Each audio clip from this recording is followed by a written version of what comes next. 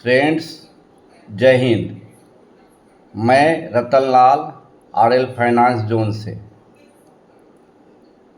आप लोग के बीच में मैं भारत में जो प्रचलित है इन्वेस्टमेंट करने का तरीका वो उस पर प्रकाश डालना चाहता हूँ। मैं उसके बारे में बताना चाहता हूँ जिससे आप लोगों को पैसिव इनकम प्राप्त हो। आप जिस चीज़ से जुड़े हों, चाहे आप बिजनेस करते हो, नौकरी करते हैं, प्रोफेशनल हो, सभी लोगों के लिए एक पैसिव इनकम की ज़रूरत पड़ती है। जब आप सोए हैं तब भी पैसा आपके लिए काम करता है, आपको फाइनेंशियल सिक्योरिटी प्रदान करता है। तो आइए अब हम लोग मुद्दे पर आते हैं। पहला, आपका इन्वेस्टमेंट का सबसे बड़ा और आज के मॉडर्न लाइफ में जो काफ़ी प्रचलित है वो इक्विटी इन्वेस्टमेंट। जैसा कि आप लोग सब जानते हैं, इक्विटी में जितना रिस्क है उतना प्रतिफल भी प्राप्त होता है। आज के दौर के सबसे प्रचलित इन्वेस्टमेंट में से एक है इक्विटी में। जो नए इन्वेस्टर हैं, नए लोग हैं जिनकी जानकारी नहीं है, तो ऐसा लोग को इसके बारे में जानकारी लेके ही आना चाहिए। इक्विटी में निवेश जानकारी अपनी स्थिति के अनुसार ही करना चाहिए।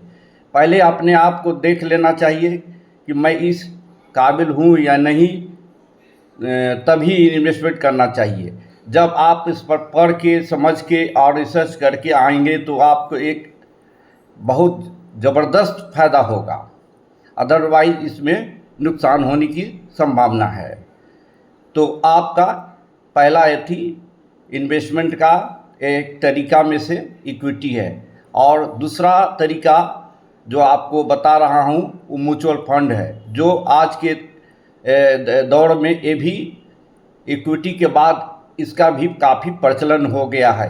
वैसे लोगों के लिए जो इन्वेस्टमेंट के लिए समय नहीं है या इन्वेस्टमेंट के तरीका नहीं जानते हैं, वैसे लोगों के लिए बहुत ही ये सेफ जोन है।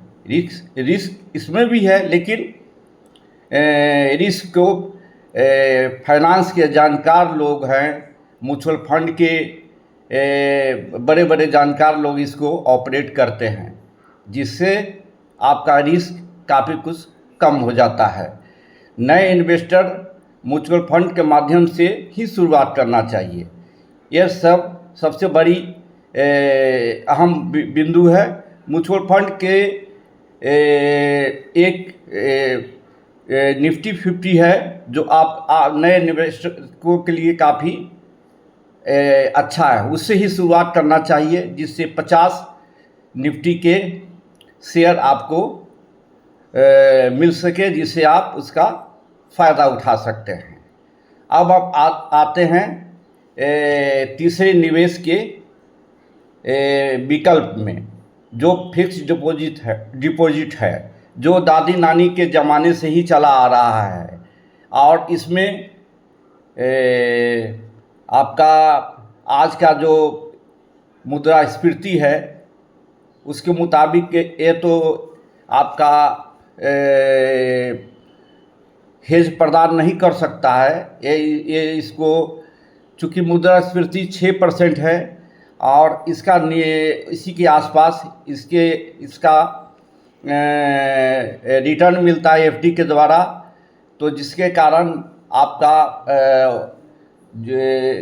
इसके मुताबिक उतना आपको फ़ायदा नहीं होगा, लेकिन एक डाइवर्सिफाइड विविधीकरण के रूप में इसको अपनाया जा सकता है। एफडी में 2.5 से लेकर 9 सालाना इंटरेस्ट दिया जाता है। इसमें आपको बैंक एवं पोस्ट ऑफिस में किया जाता है। बैंक के द्वारा तो वैसे बहुत ही इसका तरलता रहता है, जब चाहे जब आप इसको तोड़ के अपना पैसा निकाल सकते हैं अपने। लेकिन पोस्ट ऑफिस में एक सीमा रहता है, उस सीमा के अंदर आप पैसा नहीं निकाल सकते हैं। ये पहले आप इस बारे में एफडी करने से पहले आपको सोच लेना है। तीसरा विकल्प है, वो बहुत पुराना है, इसके बारे में लोग पहले से ही जानते हैं, पहले से भी कर रहे हैं। वो आपका चौथा विकल्प है रिकरिंग डिपॉजिट। आरडी में पब्लिक सेक्टर बैंक द्वारा 7% इंटरेस्ट दिया जाता है और ये आप एक समय अवधि के अंतर्गत आप करा सकते हैं। जो इसका प्रतिफल जो प्राप्त होता है जो एफडी से ज़्यादा होता है। आप इसके बारे में सभी लोग जानते हैं रिकरिंग डिपॉजिट क्या है। अगला आपको हम निवेश के बिंदु बता रहा हूँ, निवेश के तरीका बता रहा हूँ। ईपीएफ, एम्प्लॉय प्रोविडेंट फंड, जिसमें 8.25 इंटरेस्ट दिया जाता है। ये ऐसे लोगों के लिए है जो अपना भविष्य को सुनियोजित तरीके से सुरक्षित रखना चाहते हैं, वैसे लोगों को ईपीएफ में आना चाहिए।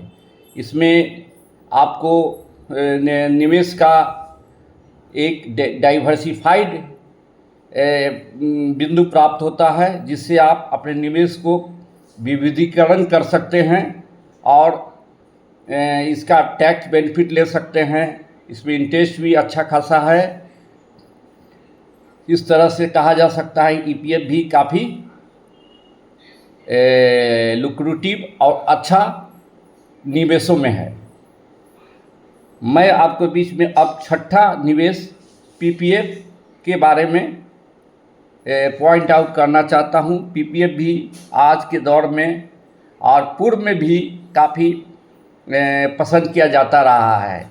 ये निवेश की एक सुरक्षित और अच्छा साधन में इसकी गिनती होती है। पीपीएफ में 7.10% पर एनम इंटरेस्ट दिया जाता है। प्रोविडेंट फंड में सरकारी कर्मचारियों को 2004 में इंटरेस्ट दिया जाता है। पब्लिक प्रोविडेंट फंड में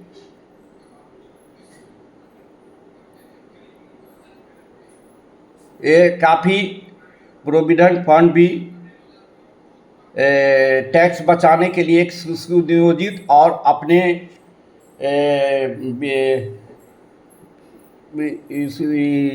निवेश के विविधीकरण करने के एक नया तरीका बताता है। और सातवां आपका निवेश के बिंदु है एनपीएस, नेशनल पेंशन सिस्टम।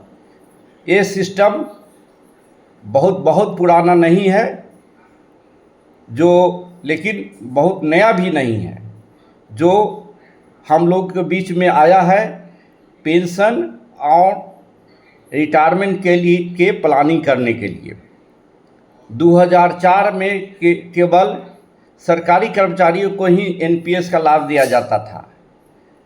केवल सरकारी कर्मचारियों को ही लाभ दिया जाता था एनपीएस का, लेकिन अब 2009 से सभी लोगों के लिए लागू कर दिया गया है।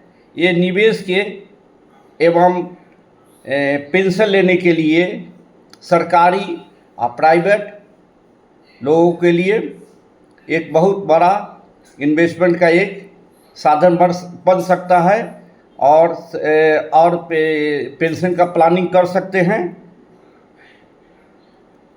अगला बिंदु पर हम आते हैं, आठवां कॉर्पोरेट बॉन्ड। ये भी एक तरह से फिक्स डिपॉजिट ही है, लेकिन इसमें फिक्स डिपॉजिट से ज़्यादा पैसा दिया जाता है। इसमें 9 से 11% तक इंटरेस्ट दिया जाता है, लेकिन इसमें एक सावधानी बरतना है कि कॉर्पोरेट बॉन्ड को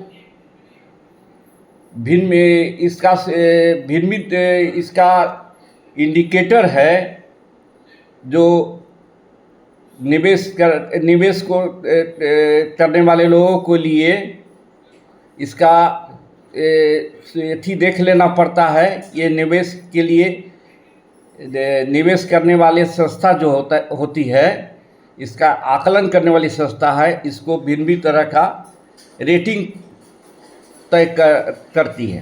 कहने का मतलब यह है कि रेटिंग करने वाली एजेंसी कॉर्पोरेट बॉन्ड को रेटिंग करती है। रेटिंग जिसका हाई रहे उसमें ही निवेश करना चाहिए, जिससे आपका निवेश सुरक्षित रहे। और अगला आपका इन्वेस्टमेंट का एक तरीका है गोल्ड। गोल्ड हमेशा से ही भारतीय लोगों का पसंदीदा इन्वेस्टमेंट रहा है, जिसकी चमक हमेशा से फीकी नहीं पड़ती है। ये मुद्रास्फीति एवं आर्थिक अनिश्चितता से के खिलाफ बचाव का काम करता है। लेकिन आपको फिजिकल गोल्ड से अच्छा है डिजिटल गोल्ड के रूप में ही इसमें निवेश अगर आप करते हैं तो आपको फ़ायदा हो सकता है और इसका फ़ायदा आप उठा सकते हैं। भिन्न भिन्न कंपनियों का आजकल चला हुआ है डिजिटल गोल्ड, और शेयर बाज़ार में भी और म्यूचुअल फंड कंपनी के द्वारा भी इसमें डिजिटल गोल्ड का निवेश करने का भिन्न तरह का स्कीम है। आप उसमें भी निवेश में लगाया जा सकता है। ये आपका 9वां इन्वेस्टमेंट करने का एक तरीका है। और 10वां तरीका है आपका रियल एस्टेट। रियल एस्टेट एक महंगा, आज के दौर में रियल एस्टेट का दाम काफ़ी आसमान छू रहा है। सब आदमी के बूते का बाहर का चीज़ है, सब लोग इसमें निवेश नहीं कर सकते हैं। केवल ऐसे लोग ही निवेश करते हैं जिनके पास फंड है, वो लगाना चाहते हैं, वैसे लोग ही लगा सकते हैं। अदरवाइज एक आम आदमी के लिए इसमें इन्वेस्ट करना और इन्वेस्ट से निकलना थोड़ा महंगा चीज़ है।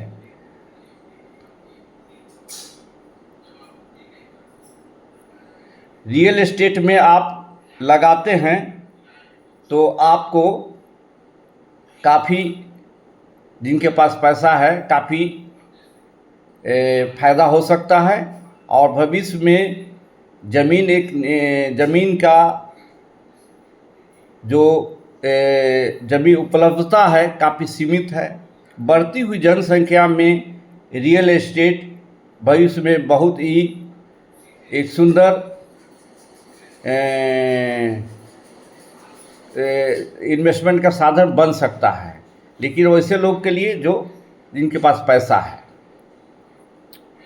और लेकिन मैं वैसे लोगों के लिए एक साधन और बताने चाह रहा हूँ जो मीडियम परिवार से हैं और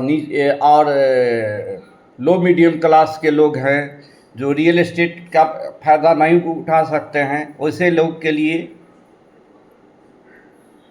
एक रिट करके एक स्कीम आया है, जिसका फुल फॉर्म है real estate investment trust, REIT. REIT वैसे लोगों के लिए है जो फंड की कमी के चलते रियल एस्टेट का फ़ायदा नहीं उठा सकते हैं। वैसे लोगों के लिए एक शानदार अवसर है। सेबी ने न्यूनतम निवेश 10 से 15 हज़ार कर दिया है तथा लॉट साइज इसका 1 है। कहने का मतलब है 10 से 15 हज़ार में इसमें आप निवेश कर सकते हैं। इस तरह से हम आप लोग के बीच में 11 इन्वेस्टमेंट का साधन बताए। इसको हम पुनः फोकस मैं कर देता हूं, जिससे आपके दिमाग में ये रहे और इसके बारे में आप सोच सके और पैसिव इनकम आपको मिले।